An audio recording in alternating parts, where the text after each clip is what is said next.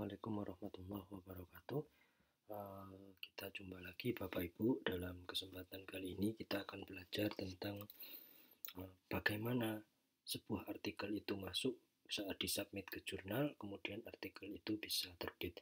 Yang jadi pertanyaan seringkali kita galau gelisah ya, karena mungkin dikejar target untuk publish segera, baik untuk kebutuhan kepangkatan, ya, kenaikan jabatan fungsional, laporan kinerja dosen, beban kinerja dosen itu ya, ataupun untuk mahasiswa bagi luaran S1, S2 dan juga S3 pada fase-fase tertentu, biasanya menjelang tugas akhir.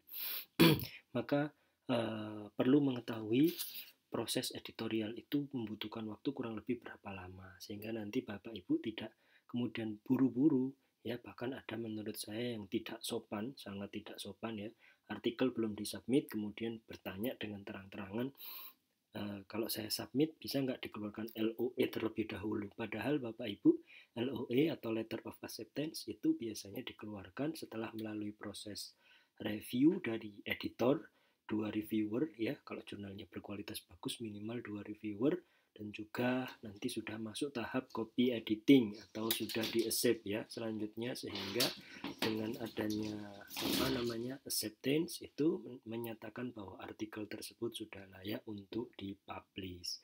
Nah, kita akan lihat begitu artikel masuk seharusnya diprosesnya seperti apa. Kita akan lihat pada artikel yang masuk di jurnal yang saya kelola, Legality, jurnal ilmiah hukum. Di sini archives atau penolakan-penolakan ya cukup banyak, ada 538 dan juga yang aktif masih ada 13.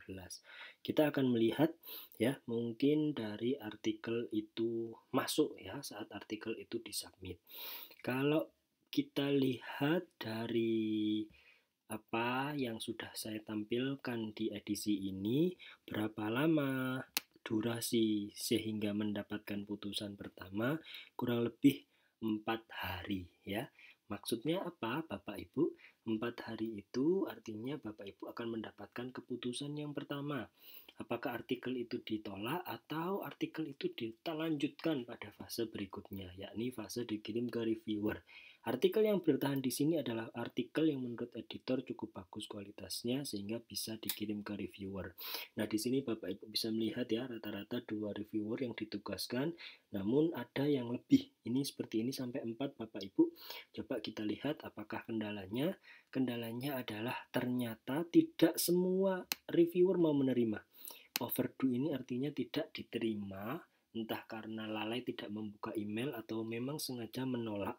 Nah, ini review submitted berarti sudah ada review, dan ini request send masih diproses reviewnya. Kemudian kita kembali lagi, lalu berapa lama? Kalau editornya itu rajin membuka jurnalnya, biasanya ketika ada submission atau artikel baru, kurang lebih sepekan itu langsung mendapatkan respon. Kalau saya bilang di jurnal saya ini minimal 4 hari lah untuk mendapatkan respon pertama. Kalau menarik menurut editor, maka akan dilanjutkan ke proses review dengan membuka ini nih, kolom anonim ya, nanti dikirim ke reviewer sehingga reviewer tidak tahu ini artikel punya siapa.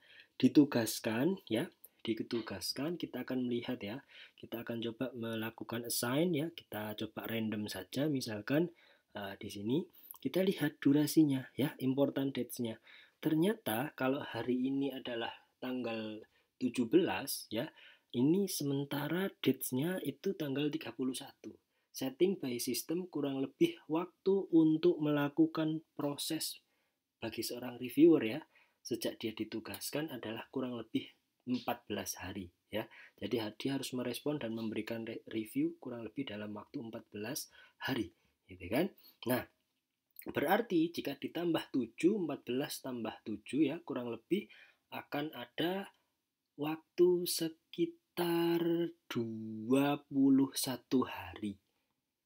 Nah, setelah diproses oleh reviewer itulah Bapak Ibu kemudian revisi akan segera dimintakan ke author. Yang kami biasanya klik adalah request revision. Kita meminta revisi kepada author. Lalu yang bikin lama lagi adalah kalau ternyata tidak semua author itu juga fast respon. Ya, kita lihat artikel yang sudah coba balik ya, ini kan artikel baru. Kita coba lihat ini revisinya tadi sudah revision submitted. Kita lihat, kita bisa melihat dari activity lognya ya Bapak Ibu. Ini tanggal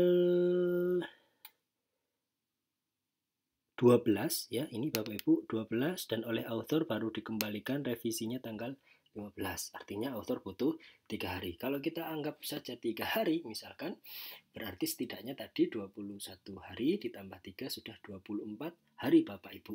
Sejak artikel itu disubmit prosesnya. Lantas setelah artikel itu direvisi, biasanya editor masih mengecek lagi. Benar nggak ini sudah direvisi nggak? Karena ada beberapa author yang nakal, tidak direvisi, dikembalikan saja gitu ya. Nah, hati-hati Bapak Ibu, kalau Bapak Ibu tidak sungguh-sungguh bisa saja kena ban. Ya, di ban. Artinya tidak boleh disubmit seumur hidup artikel tersebut di jurnal A, jurnal B.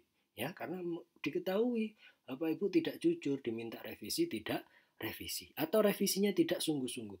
Ini juga bisa berakibat ban. Tadi kita sudah punya 24 hari, kemudian dicek lagi, dikirim lagi ke reviewer, kurang lebih mengulangi waktu 10-15 hari lagi. Berarti setidaknya membutuhkan waktu kurang lebih 24 ditambah 10 saja, misalkan 34 hari. Sudah 1 bulan lebih 4 hari, kalau sebulannya dihitung 30 hari. Kemudian, jika sudah, maka artikel diproses untuk kemudian di-accept dan masuk ke copy editing atau ke production. Ini waktunya biasanya rata-rata kalau memang jurnal tersebut tidak sedang banyak artikel yang masuk fase ini, rata-rata membutuhkan waktu 10 sampai 20 hari. Kita anggap saja yang paling cepat adalah 10 hari, maka 34 tambah 10, 44.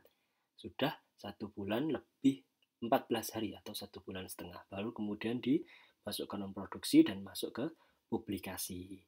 Artinya Bapak Ibu, apabila ada kolaborasi yang cepat, fast respon antara author dan reviewer yang ditugaskan, karena untuk menugaskan reviewer, editor harus melihat sungguh-sungguh kepakaran dari reviewer.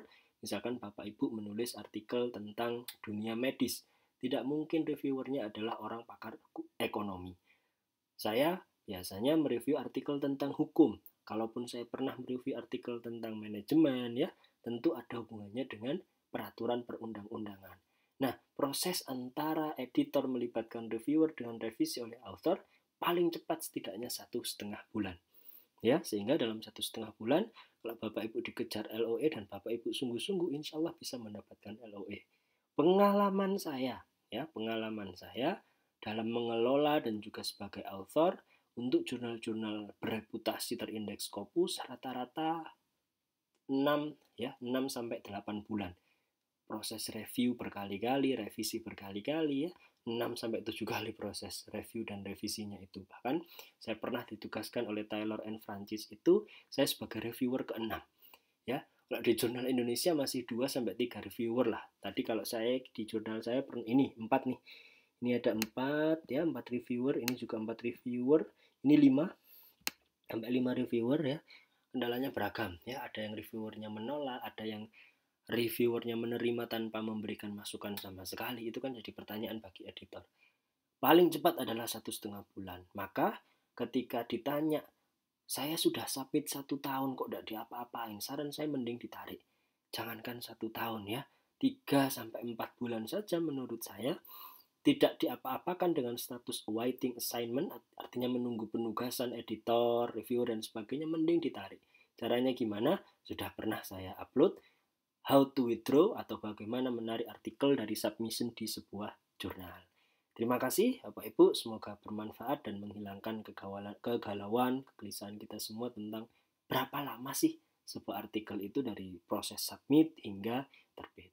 Kita akhiri dengan baca hamdalah, alhamdulillahirrahmanirrahim. Assalamualaikum warahmatullahi wabarakatuh.